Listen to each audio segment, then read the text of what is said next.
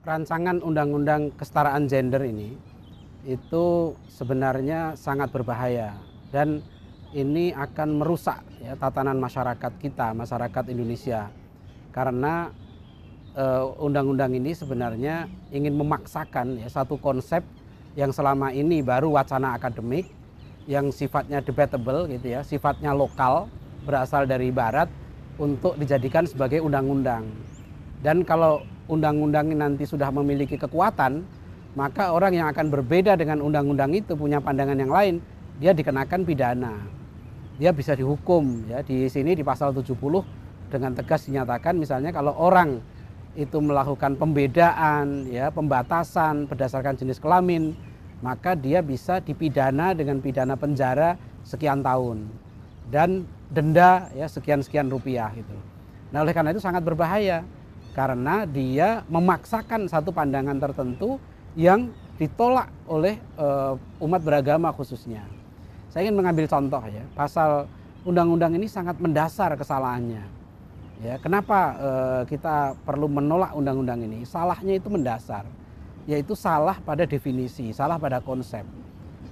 Terutama pada bagian-bagian ketentuan umum ya, undang-undang ini salah sekali.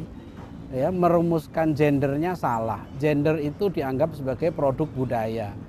Pembedaan peran, tanggung jawab laki-laki perempuan itu produk budaya. Padahal di dalam Islam dan bahkan dalam agama-agama lain, pembagian peran laki-laki dan perempuan itu bukan budaya. Itu adalah ajaran agama. Di dalam Islam jelas, misalnya kewajiban mencari nafkah itu dibebankan pada laki-laki. Itu bukan budaya Arab, ya. Itu bukan budaya masyarakat tertentu, tapi itu adalah wahyu, itu ketentuan Allah. Makanya selama 1400 tahun umat Islam tidak pernah mempersoalkan kewajiban suami untuk mencari nafkah. Bahwa laki-laki memperbolehkan istrinya untuk bekerja di segala macam itu jelas. Tetapi tetap kewajiban pada laki-laki. Nah, ini bukan budaya. Nah, sekarang kalau undang-undang ini mengatakan gender itu bisa dipertukarkan ya, itu kan sangat membebani perempuan. Justru perempuan sekarang menjadi beban tersendiri, dia mencari-cari masalah sendiri gitu ya. Nah, itu contoh bagaimana ketentuan umum ini bertentangan dengan syariat Islam, bertentangan dengan ajaran Islam. Jadi saya kira sebagai muslim gitu ya, harus menolak ketentuan umum ini. Terutama adalah definisi tentang gender. Yang namanya setara juga salah ya. Setara di dalam konsep ini adalah sama peran. Padahal setara dalam Islam adalah setara di hadapan Allah. Nah, contoh lain berbahayanya undang-undang ini adalah dalam perumusan tentang kewajiban ya institusi baik pemerintah maupun non pemerintah, bahkan termasuk organisasi sosial untuk memberikan keterwakilan kepada perempuan ya minimal 30%. Nah, ini juga sangat memberatkan bukan hanya bagi masyarakat, bagi organisasi, juga bagi perempuan itu sendiri. Sebab ini akan merombak, misalnya sekarang sudah ada organisasi perempuan.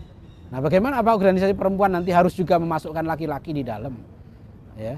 Apa hanyalah organisasi yang ada laki-lakinya saja misalnya gitu. Ini kan juga masalah dan juga ini tidak sesuai dengan kenyataan. Ya, misalnya begini, mereka menuntut ya kan agar dalam langkah awal ini ya pasal 4 ini sebagai tahap pertama perempuan diberi jatah 30%. Sekarang ini di parlemen ya sudah ada jatah 30% untuk perempuan. Itu pun belum terpenuhi. Sekarang anggota parlemen kita DPR ya yang perempuan itu 18%. Nah, sebenarnya ini nggak sesuai dengan kenyataan. Kalau mereka ingin mengatakan bahwa negara ini maju pembangunannya kalau keterwakilan perempuan sampai 50%, itu tidak terbukti. Di Amerika sekarang ya data dari anggota parlemen dunia itu menunjukkan jumlah anggota parlemen wanita di Amerika itu 16,8%, masih di bawah parlemen Indonesia. Di Jepang dan Korea ya, itu sekitar Korea Selatan maksudnya itu sekitar 9%. Ya, di Malaysia juga sekitar 9%. Kita 18%. Jadi tidak ada korelasi sebetulnya antara keterwakilan laki-laki atau perempuan berapa persen dengan kemajuan satu bangsa. Bahkan misalnya di Rwanda, ya, negara yang kita tahu Rwanda itu kayak apa, keterwakilan perempuan itu mencapai 50,6%. Jadi kalau mereka ingin menunjukkan bahwa dengan itu perempuan akan maju, itu juga salah. Dan ini juga bertentangan dengan Islam, karena kalau dalam Islam yang namanya berperan serta dalam pembangunan ya, dalam perempuan itu tidak mesti dia harus di DPR atau di eksekutif atau di yudikatif. Di sini sama sekali tidak menghargai kedudukan perempuan sebagai ibu dan rumah tangga. Jadi ini menurut saya ini pelecehan terhadap konsep Islam tentang perempuan. Jadi ini pasti ini akan ditolak oleh kaum muslimin gitu, baik laki-laki maupun perempuan. Nah, kemudian yang juga berbahaya adalah dari segi rumah tangga disamakan bahwa suami istri pasal 12 itu harus punya peran yang sama terhadap anak. Ini kan sangat western oriented ya. Sama, bagaimana bisa sama? Ya, kedudukan perempuan terhadap anak itu dia punya kesempatan ya, bahkan punya sifat-sifat khusus. Ya, perempuan itu yang mengandung, yang melahirkan, yang menyusui anaknya dan seterusnya. Tentu tidak bisa disamakan begitu saja ya dengan suaminya. Jadi ini sama sekali ya, undang-undang ini tidak memperhatikan dan mengabaikan sama sekali konsep-konsep agama itu. Jadi oleh karena itu saya ambil contoh ya, bagaimana bahayanya kriminalisasi di sini itu ya.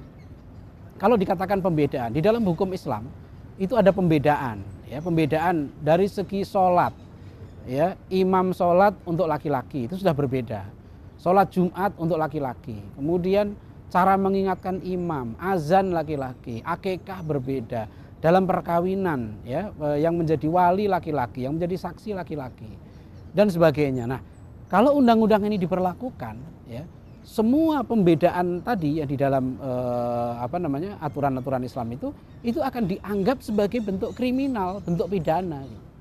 Jadi kalau nanti misalnya di tengah masyarakat dia yakin untuk membagi waris ya, dia menggunakan hukum Islam. Dia yakin kalau perempuan jatahnya 1, laki-laki jatahnya 2. Karena perempuan kalau dia dapat jatah 1, dia tidak wajib menafkahi yang lain. 1 itu untuk dirinya sendiri. Tapi kalau laki-laki dia dapat jatah 2 untuk yang lain. Nah, nanti kalau ada yang membagi seperti itu menurut undang-undang ini masuk kategori kriminal. Karena itu pembedaan. Jadi ini yang dikatakan ya, ini adalah kriminalisasi. Ya, ini sangat sekarang orang bisa mau milih hukum Islam, bisa mau milih yang lain silahkan. Tapi kalau ini nanti diberlakukan sangat berbahaya. Bahkan juga bisa menimbulkan kekacauan. Misalnya begini, ada satu perusahaan, dia hanya mau menerima karyawan laki-laki. Misalnya dengan pertimbangan kalau perempuan ya nanti dia pindah-pindah segala macam. Itu nanti dia bisa dikriminalkan karena dia memberikan diskriminasi ya terhadap laki-laki dan perempuan. Jadi oleh karena itu, karena konsep awalnya sudah salah, konsep equality, kesetaraan itu adalah persamaan nominal, ya 50-50, 50%, 50%. Undang-undang ini karena sangat mendasar, ya salahnya, maka pasti ini umat Islam tidak terima. Dan menurut saya ini lebih berbahaya daripada rancangan undang-undang sekuler, undang-undang perkawinan sekuler tahun 73 yang dulu umat Islam sampai menduduki gedung DPR. Karena ini merusak masyarakat Muslim dari dasarnya, yaitu dari konsep keluarga itu. Saya kira umat Islam pasti tidak akan ridho. Ya, dan kalau ya DPR masih meneruskan dengan cara-cara seperti ini, saya kira ya kita kan masyarakat hanya memberikan masukan. Ya, sebetulnya kita sih berharap sebetulnya undang-undang ini tidak perlu, sangat tidak perlu, karena semua pasal yang dibahas di sini ya, semua aspek itu sudah dibahas dalam undang-undang yang lain. Jadi daripada menghambur-hamburkan uang ya, daripada banyak dosa ya, lebih baik saya kira ini dihentikan saja. Ya, pembahasan tentang undang ini lebih baik dihentikan. Nanti daripada menyesal belakangan. Ya. Kita hanya mengingatkan, kita ini kan rakyat. Jadi rakyat itu mengingatkan wakil-wakil kita di DPR, mohon ingat bahwa Anda itu sekarang pakai uang rakyat, amanahnya berat ya di dunia dan akhirat. Ya, itu saja. Kita hanya mengingatkan, ya silahkan Anda bertanggung jawab sendiri tentang masalah ini. Terima kasih.